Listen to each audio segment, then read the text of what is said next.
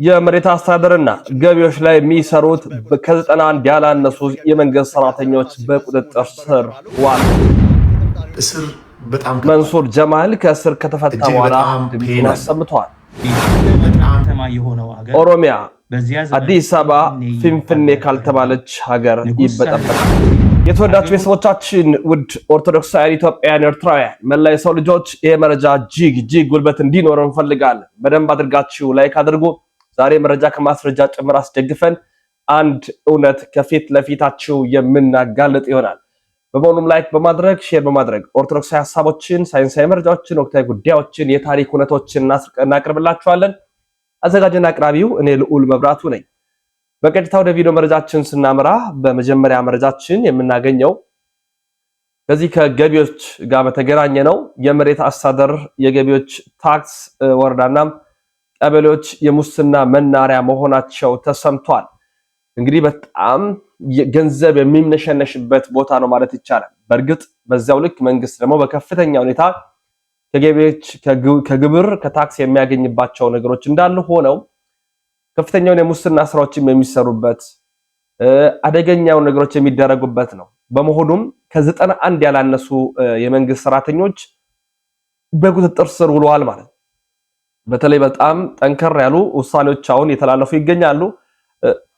አስቸጋሪም ነው። በእርግጥ ግን ደግሞ ገና አላለቀም። መረር ያለ ነገር ነው የተፈጸመ ያለ። አዲስ አበባ ገቢዎች ቢሮ ምንድን ያደረገው የሚለውን በቅድሚያ ላሰማችሁና ከዛ በኋላ በሙስና የተጠረጠሩት እነማን ናቸው የሚለውንም የማሳያችሁ ነው የሚሆነው። 91 የገቢዎችና የጉምሩክ ባለሙያዎች በቁጥጥር ስር የመዋላቸውን ዜና እንካተል። 91 የገቢዎችና የጉምሩክ ባለሙያዎች በቁጥጥር ስር ዋሉ። በመንግስት ገቢ ላይ ከፍተኛ ዘረፋ ሲፈጽሙ ነበሩ የተባሉ 91 ተጠርጣሪዎች በተቀናጀ ኦፕሬሽን በቁጥጥር ስር መዋላቸው ነው የተገለጸው። ከመንግስት ኮሚኒኬሽን የወጣው መረጃ እንደሚያመላክተው ከሆነ በድምሩ 109 ተጠርጣሪዎች ሲታደኑ 91ዱ እጅ ከፍንጅ ተይዘዋል። እነዚህ ግለሰቦች የታክስ ውሳኔዎችን በማዛባትና ሐሰተኛ ደረሰኞችን በመጠቀም ሀገርን ሲያደሙ ቆይተዋል። ይባስ ብሎም የቁጥጥር ሂደቱ ለማወናበድ መረጃዎች ከዲጂታል ስርዓት እስከ ማጥፋትም ደርሰዋል። ህገወጥ ገንዘቦችን ለመሸሸግ ደግሞ የራሳቸውና የዘመዶቻቸውን የባንክ አካውንቶችን ሲጠቀሙ ነበረም ነው የተባለው። ይህ እርምጃ እስከ መጨረሻው ይቀጥላል። ሐሳባችሁን በኮመንት ላይ አጋሩ። ማንኛውም ሐሳብ አስተያየት ካላችሁ በተመሳሳይ አዲስ ከሆናችሁ ደግሞ ፎሎ ማድረግ እንዳይዘነጋ።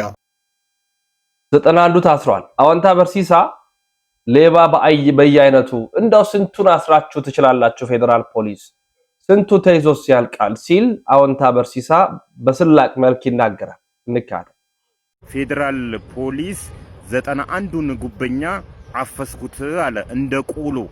ስንቱን አፍሰት ትችላለህ ፖሊስዬ? ዘንድሮ እኮ የገጠመን ሌባ 1 2 3 አይደለም፣ ቀበሌ ሙሉ ሌባ የሚሰርቁት እነሱን ለመያዝ ፍዳህን የምትበላው አንተ። አይዋቸው ምን እንደሚመስሉ ሁሉም ጃኬት አድርገዋልና መንግስት ጃኬት ማደል ጀመረ እንዴ? ይሄኛውን ደግሞ እዩት። የሰረቃትን ወደ ዶላር መንዝሯታል። ለሌብነቱ ፎቶ በኩራት ነው የሚነሳው። መስረቅ ኩራት የሆነባት ሀገር አጠገብ ያለው የጸረ ሙስና ኮሚሽን የሚባለው መስሪያ ቤት ሙስና ሌብነትን ለመከላከል የተቋቋመ ነው። እሱ ግን ሌባ ሚኒስቴር መስሪያ ቤቶችን ለይቻለሁ በጥናት ይለናል። ገቢዎች፣ መሬት፣ የውጭ ጉዳይ እያለ ይቀጥላል። ማን አጥናልን አለህ? ሌብነትን ተከላከል ነው ሪፖርት አቀርብልን አይደለም ያልነው እኮ። ማን ነው የሚከላከለው? ኃላፊነቱ ማን ነው የሚወጣው?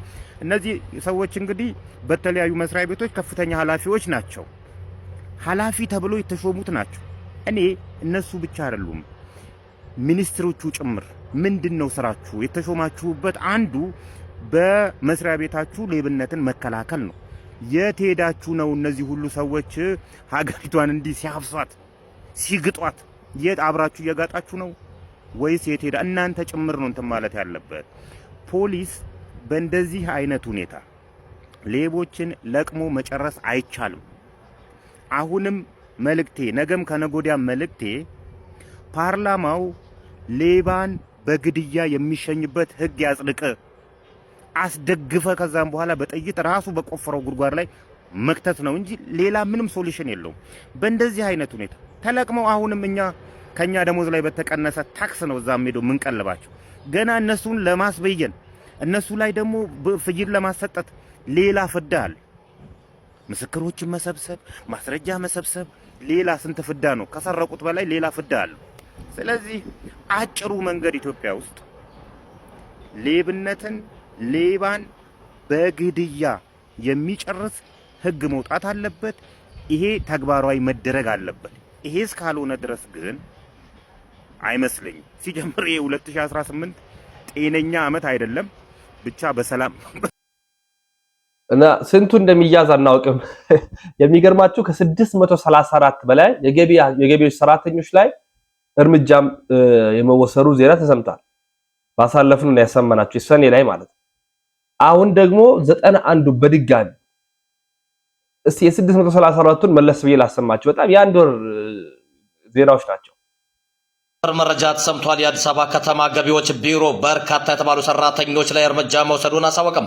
የአዲስ አበባ ከተማ ገቢዎች ቢሮ ባወጣው መግለጫ መሰረት የህግ ክፍልና ዘርፍ ምክትል ኃላፊ አቶ መሐመድ አብዱራህማን እንደተናገሩት ከሆነም 634 የገቢ ሰራተኞች ላይ ስነ ስርዓት እርምጃ መውሰዱን በዛሬው ዕለት ይፋ አድርጓል። እነዚሁ ሰራተኞች ላይ በተለይም ግብር ከፋዮችና እንዲሁም ደግሞ በነጋዴው ማህበረሰብ ላይ በርካታ የተባሉ ተጽዕኖዎችን በመፍጠር ያለአግባብ ግብር በመጫንና እንዲሁም ደግሞ ከሙስና ተግባራቶች ላይ እንዲሁም ደግሞ ነጋዴዎችን በማንገላታትና ለኪሳቸውና ለራሳቸው ሆድ ሲሉ በርካታ የተባሉ የነጋዴዎችና እንዲሁም ደግሞ የደንበኞችን ቅሬታ መፍታት ያልቻሉ እንግልቶችን የፈጠሩና ለራሳቸው ኪስ ማደለቢያ የተለያዩ ቀጠሮዎችን ያመላለሱ መሆኑም ተሰምቷል። ይህን ተከትሎ የገቢዎች ቢሮ ያለ አግባብና ያለ መጠን ግምትም ጭምር ሲሰጡ የነበሩና በዚህም ግምት ላይ ደግሞ ይገባናል ቅሬታ እንግዲህ የሚያቀርቡ ነጋዴዎችን ቅሬታቸውን እንዳይሰማ ሲከላከሉ የነበሩ እንደሆነም ተሰምቷል። የገቢዎች ቢሮ በርካታ ሁኔታ ላይ እነዚህን ሰራተኞች ከ2016 ጀምሮ 2017 እና 2018 በክትትልና እንዲሁም ደግሞ በቅርብ ግምገማ ሲከታተላቸው እንደነበርና አብዛኞቹን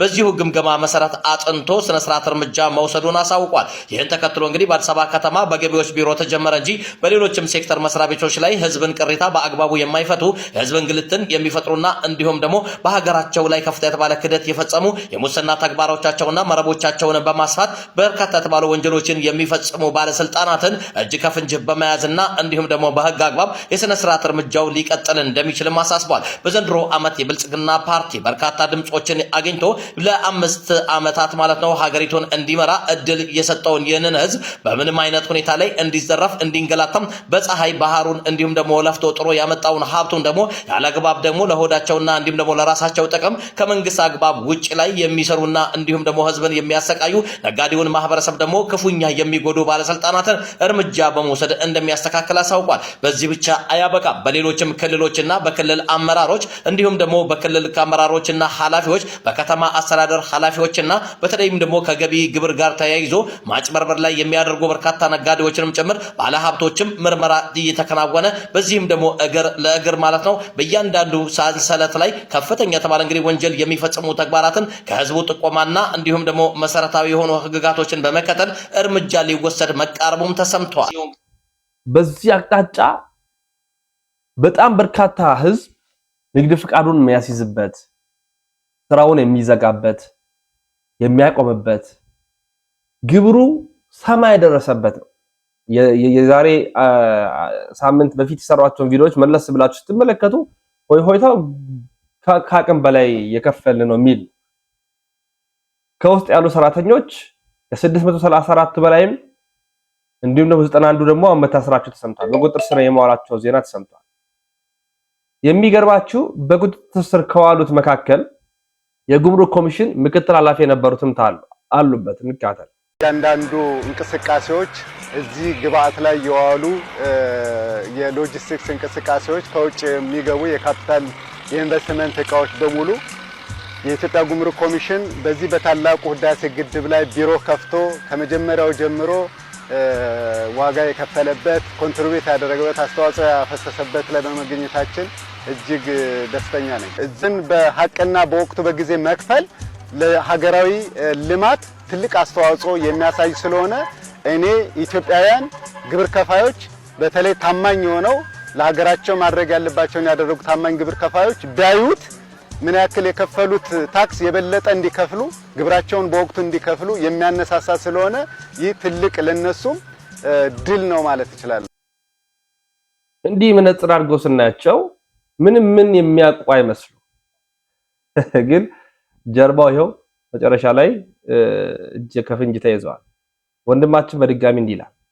ይህ አይን ያወጣ ዘረፋ ነው። ምንድነው ካላችሁኝ እዚህ ላይ በምትመለከቱት መልኩ የራይድ ድርጅት በኦፊሻል ገጹ ራሱም ያመነበት ከዚህ በፊት 30 ብር ከህብረተሰቡ ላይ በአሽከርካሪው በኩል እንደሚቆርጥ ለአድሚኒስትሬሽን ፊ ይናገራል። ታዲያ ይህን ማሰራሩ ታዲያ በአሁኑ ሰዓት አዘምኖት 50 ብር እንዳደረሰውና ተጨማሪም ደግሞ እነሱ ለሚወስዱት 30ም ሆነ 50 ብር የመንግስትን ታክስ አሽከርካሪው እንዲከፍል ተቀምጦበታል ማለት ነው።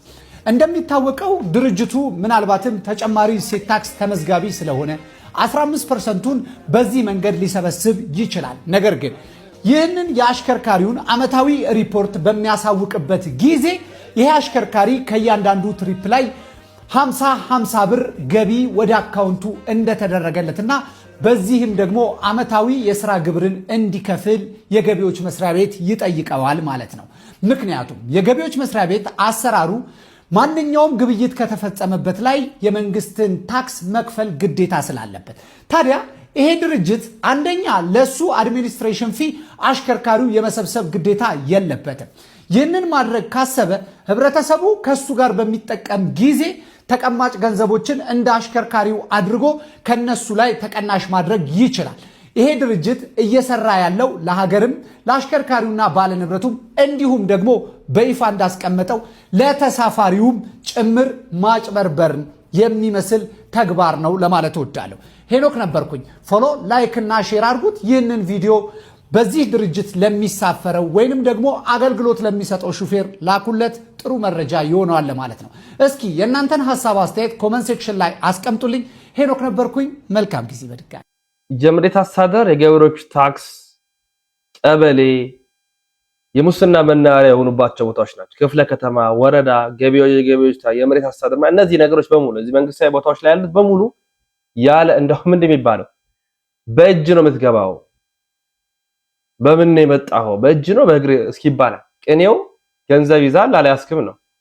አይ በእጄ ነው የመጣሁት ከተባልክ ስራ ይሰጣ ማን ነው ቶሎ ጉዳይ ይፈጸምልሃል ወይም ይፈጸምልሻል። የሙስና ቤት ሆነዋል ንካል። ነዋሪዎች በሙስና ተማረዋል ተባለ። በሀገራችን ሙስና አሳሳቢ ደረጃ ላይ መድረሱን የጸረ ሙስና ኮሚሽን በይፋ አረጋግጠዋል። ጥናቱ እንደሚያሳየው ከሆነ የመሬት አስተዳደር፣ የገቢዎችና ታክስ ቢሮ፣ የኮንስትራክሽን ፍቃድ እንዲሁም ወረዳና ቀበሌዎች የሙስና መናኸሪያ ሆነዋል ነው የተባለው። የሚገርመው ግን ዜጎች ጉቦ የሚሰጡት ወደው ሳይሆን አገልግሎት ለማግኘት ሌላ አማራጭ ስለሌላቸውና እንግሊዝ ስለሰለቻቸው መሆኑም ነው የተነገረው።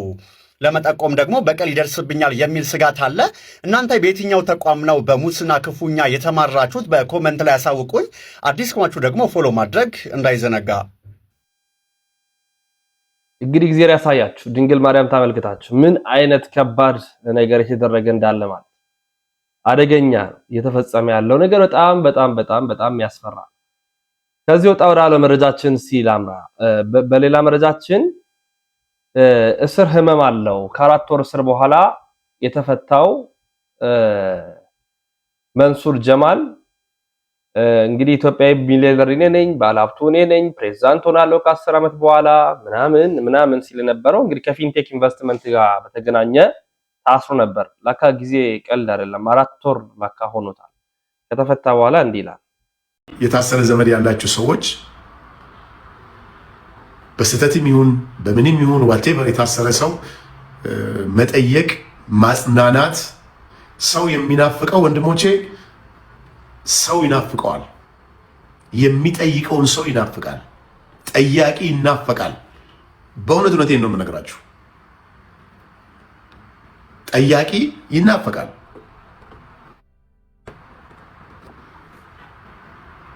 ደስ የሚለው ነገር ግን በጣም ትተዛዘናለህ። በጣም ትተሳሰባለህ። አብሮ መኖር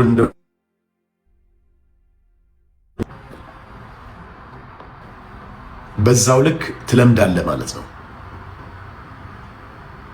በአጭሩ የ4 ወር ተኩል ጊዜ ደግሞ በነገራችን ላይ በጣም አጭር ጊዜ ነው የሚመስለው፣ ግን 4 ወር አካባቢ ነው ይሄ ነገር ሀፕን ያደረገውና እስር በጣም ከባድ ነው።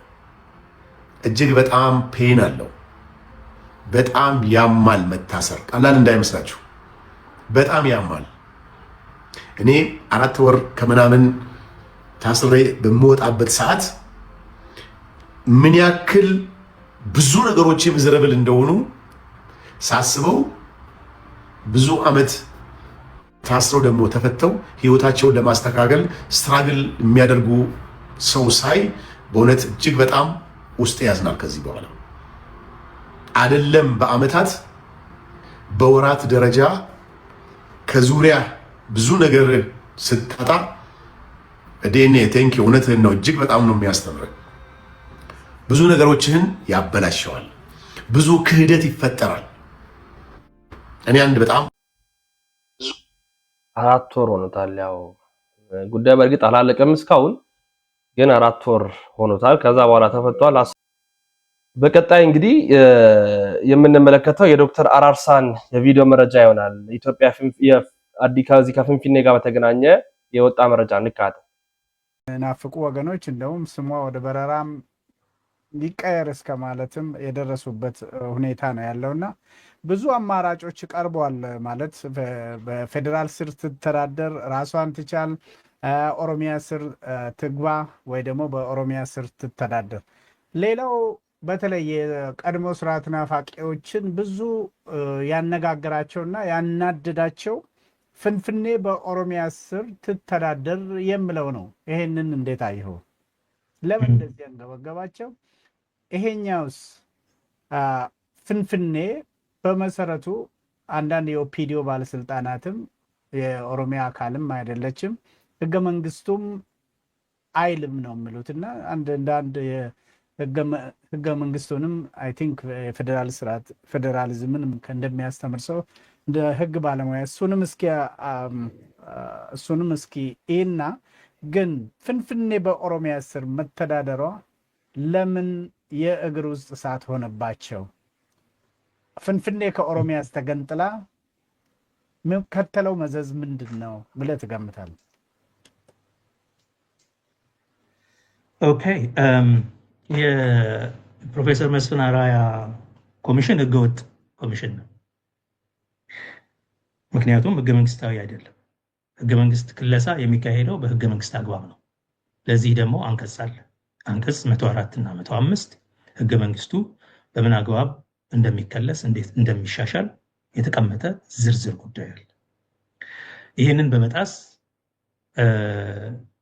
ህገ መንግስታዊ ተቋማትን ተጠቅሞ ህገ መንግስቱን ማሻሻል ሳይሆን ህገ መንግስታዊ ተቋም ያልሆነን ተጠራርቶ የመጣ ቡድንን አንድ ፒክ አድርጎ አብይ አህመድ ራሱ የሱ ታማኝ አገልጋይ የሆኑ ሰዎችን ፈልጎ ያሰባስበበት ነው።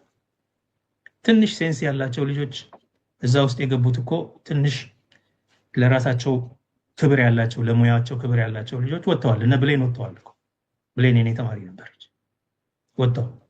ከዛ በፊት ለዛ የታጩ የኔ ተማሪዎች ሌሎች ነበሩ፣ ወጥተዋል። መስሎ አዳሪዎች ብቻ ናቸው የቀሩት በተለያየ ምክንያት። ሙያም የላቸው። ፕሮፌሰር መስፍን አራያ የአእምሮ ሐኪም፣ ዮናስ አዳዬ የእንግሊዝኛ አስተማሪ ነው። መቀጠል ይቻላል እንደዚህ እያልኩኝ ማለት ነው። ምንም እውቀቱ ችሎታውም የላቸው። ህገወጥ ነው ብያለሁ። ከህገ መንግስት ውጪ ነው። ውክልናም የለውም። አብይ አህመድ 4000ን ሰብስቦ እናንተ ከሁሉም የኢትዮጵያ ክፍል የኢትዮጵያን ህዝቦች የምትወክሉ ምናምን እያለ ሲያወራ ፈገግ አልኩኝ። ማን መርጧቸው? እንኳን እነሱ እሱንም የመረጠው የለም። ምርጫ ውስጥ ተሳትፎ ያለውን እንኳን ማለት ነው። እንኳን እነሱ የትኛው ምርጫ የትኛው ሀገራዊ ምርጫ ነበረ? ተመልከት። የህገ መንግስት ጉባኤ ለማቋቋም ሞሮለስ አሁን ይሄ ጉባኤ የህገ መንግስት ጉባኤ ነው። ህገ መንግስት እየከለሰ ስለሆነ ማለት ነው። ለማቋቋም ኖርማሊ በምርጫ በኖርማል የፖለቲካ ምርጫ ከምታደርገው በተለየ ሁኔታ የህዝቦች ተሳትፎ ያስፈልገዋል፣ ነፃነት ያስፈልገዋል፣ መድበላዊነት ያስፈልገዋል። ማለት የተለያዩ ፖለቲካ ሀሳቦች፣ ፓርቲዎች ሁሉ በደንብ እንዲሳተፉበት ያስፈልጋል። በህገ መንግስቱ አግባብ አይደለም እንዳልኩ ግን በህግ መንገድ እናርገው ከተባለ ውክልና እንዲኖር ውክልና ማረጋገጫው ብቸኛው መንገድ የህዝብ ምርጫ። የትኞቹን አባላት ነው ህዝብ የመረጠው? ማንም የተመረጠ እዛ ውስጥ አንድም በህዝብ ተመርጬ ነው የሚል አይኖርም። አንዳንድ ከውስጥ እንደምንሰማው ለምሳሌ ተጽዕኖ ፈጣሪዎች ምናምኖች እየተባለ ከማህበረሰብ ክፍል አንድ ፒክ የተደረጉ ለመንግስት ያደሩ ሰዎች ናቸው አብዛኞቹ። ወይ ከመንግስት የተለየ ጥቅም ያላቸው ወይ ለመንግስት ይሄንን አብይን በሽኮኮ ተሸክመው የሚሄዱ በሱ ስም የሚምሉ ሰዎች ናቸው። ና ሁሉንም ክልል ይወክላሉ ምናምን እያሉ ያወራሉ። አንዱንም ክልል አይወክሉም። ኢንፋክት የተቋቋሙት ክልሎችን ለመሰረዝ ለማፍረስ ስለሆነ ጸረ ክልሎች ናቸው።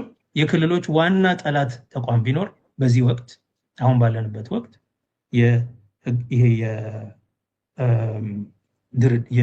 የምክክር ኮሚሽን ነው። ይሄ ኮሚሽን ድሬዳዋና ፊንፊኔን ሌሎችንም የኦሮሚያ ከተሞች ለጥቃት አጋልጧል። ፊንፊኔን በተለይ እንደገና ለውይይት አቅርበው አንደኛ ነገር የመብት ጉዳይ ለድርድር አይቀርም። ፊንፊኔ የኦሮሞ ነች። ይህ ፋክት ነው፣ ተጨባጭ መሬት ላይ ያለ እውነታ ነው። ከዛሬ 100 ዓመት በፊትም ዛሬም በመሬት ላይ ያለ ተጨባጭ ፋክት ነው። ይሄንን የሚክዱ ሰዎች አሉ። ይሄን ለሚክዱ የራሳቸውን ታሪክ ልናስታውሳቸው ግድ ይላል። ለምሳሌ ብላቴን ጌታ ህሩይ ወልደ ስላሴ ከረጅም ዓመታት በፊት በ1931 አካባቢ በጻፉት መጽሐፍ የኢትዮጵያ ታሪክ ከንግስተ ሳባ እስከ ታላቁ የአድዋ ድል የሚለውን ማየት ይቻላል። ፊንፊኔ ካልተባለች ትጠፋለች የሚል ሐሳብ አንስቷል። መረር ሻከር ያለ ነው። በዚህ ጉዳይ ላይ ለብቻው ትንታኔ የምንሰጥ ይሆናል ማለት ነው። በሌሎች መረጃዎች በቀጣይ እንመለሳለን። በሰበር መረጃ ነው ወደ እናንተ በዚህ ጉዳይ መጣሁት።